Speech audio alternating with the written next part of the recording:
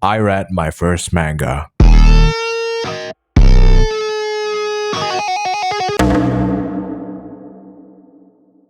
So for a good amount of the past couple of years, I have watched almost every good seasonal anime there is. It is my job to recommend the good stuff to you guys. So the idea of reading a manga never really came to mind.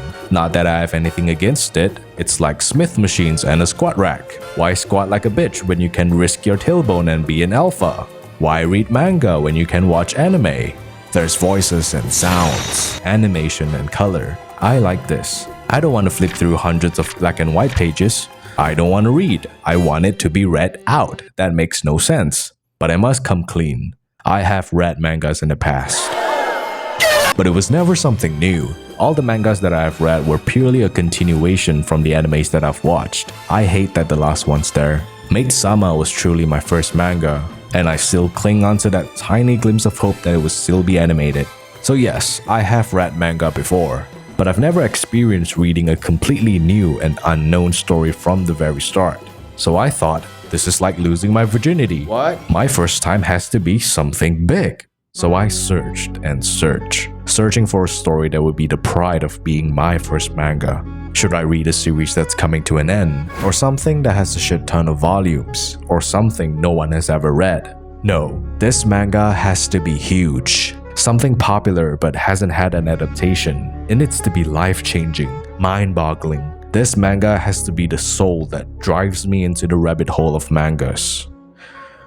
And I think I might have fucked up.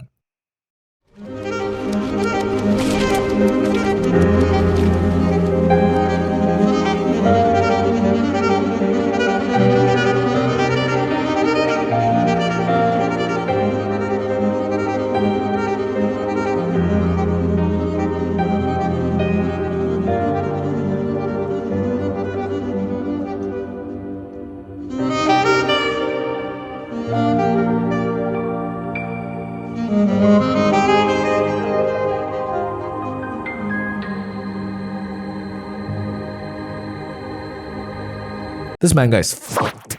If I had 3 options to choose between my first manga, Oyasumi Punpun would not even be on that list. If you're new to manga, don't read this. Don't let this bird trick you into thinking that this is one for the lighthearted. Because it's really fucking not. Read doujins instead. Punpun is a young boy in elementary school. He doesn't talk much. They don't use text bubbles for his speech. It's presented in narration instead. A new girl just transferred in. Punpun fell in love in first sight. This shit is so depressing. Punpun lives with Papa and Mama. Good old Pops just wanted some beer to go with his game of baseball. The fuck do you say? Don't tell me there's none left, you fucking bitch. I bought that shit with my own money, while your lazy ass just sits at home. You fucking slut. This was normal for Punpun. He uses a chant to summon God whenever he feels troubled. But God doesn't like answering inconvenient questions. In fact, God's kind of a dick. Punpun decides that he wants to study outer space. He'll be real smart and colonize the stars one day. And maybe, just maybe, Aiko will actually fall in love with him.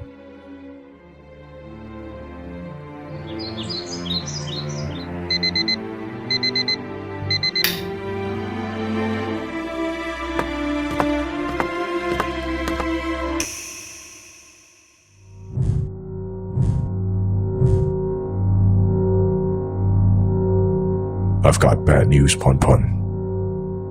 A robber snuck into our house. I'm telling the truth. A robber really did break in. You believe me, don't you? That was chapter 1. It gets worse after this. So the story of Punpun starts off at a very early point in his life, and it follows through until his early 20s. There really isn't a plot to the story. There's no clear direction to how the manga will end. It's a coming-of-age story about a boy growing up in a dysfunctional family and facing many of the obstacles that life has to offer. This shit does not sound entertaining, not even the slightest bit.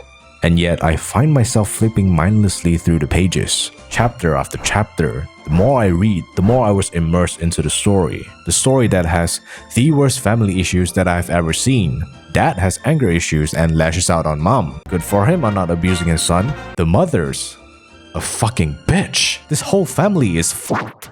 After chapter 1, Dad never came back and left mom with all the responsibilities. But big old titties here doesn't like Pun Pun. Imagine not loving your own son. That's hypocritical, you dumb bitch. She's not very loving. I would even go as far as to say she's never loved her own child. Instead, blames him for every hardship that she's ever endured in life. She should have swallowed. Uncle Yuichi is the only character that has an ounce of responsibility. I like Uncle Yuichi, but even he is fucked up in his own ways. I hate this manga.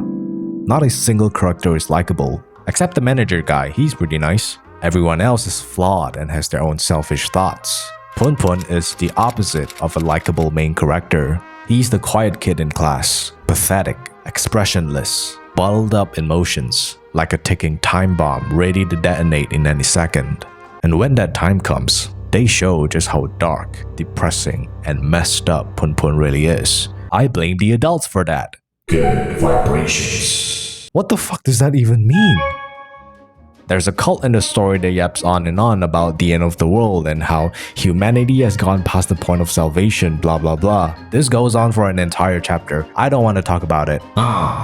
Pun Pun gets bitches even as a pathetic coward, which makes me feel pathetic. Fuck. The romantic relationships that he gets into over his adolescence plays a central point in developing his character. From prioritizing others' feelings to shoving his ego up into a girl, this manga is not afraid of being 18+. They talk about mature topics with pride. Kids should not read this manga. Chapter 50 shouldn't have been made. What the fuck? I hate this manga. Why the fuck are kids thinking about how lonely they are or how will they end up dying? They should be jerking off. The author does a good job in not centralizing the story around Pun Pun. Watching this guy and everything around him is just depressing. I subconsciously became depressed just by reading this manga. So here are some more depressing characters.